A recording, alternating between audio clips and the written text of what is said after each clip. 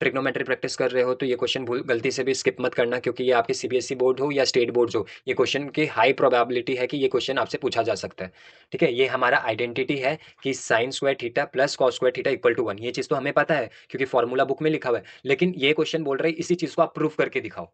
ठीक है, तो प्रूफ कैसे करेंगे? हम सबसे पहले एक राइट एंगल ट्राइंगल लेंगे और इसको नेमिंग कर देंगे ABC।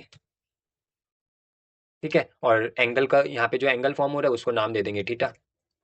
अब हम क्या करेंगे, हम लिखेंगे लेफ्ट हैंड साइड।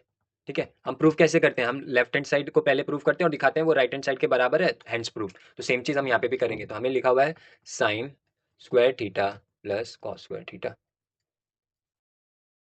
तो हमें पता है जो साइन थीटा है, वो जो रेशियो है वो कैसे निकलता है? वो निकलता है आपका परपेंडिकुलर बाई हाइपोटेन्यूज से।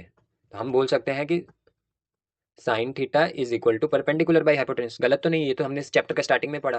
तो मैं यही सेम चीज यहाँ पे भी पुट कर सकता हूँ। यहाँ पे मैं लिख सकता हूँ sine theta, sine square theta is equal to perpendicular by hypotenuse का whole square. Similarly cos theta क्या होता है? Base by hypotenuse. तो मैं वो भी लिख सकता हूँ बेस बाई हाइपोटेन्यूज का होल स्क्वायर। अब आप अगर देखो, अगर मैं इसको एक्सपेंड कर दूँ तो ये क्या होगा? P square by H square, और ये क्या हो जाएगा? B square by H square. सही है इतना दूर? इसके बाद क्या होगा? अब आप देखो कि दोनों का डिनोमिनेटर जो है वो सेम है। तो जब डिनोमिनेटर सेम होता है तो हम क्या करते हैं?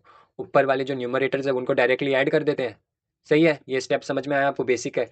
अब इसके बाद क्या होगा? अब इसके बाद अगर आप देखो तो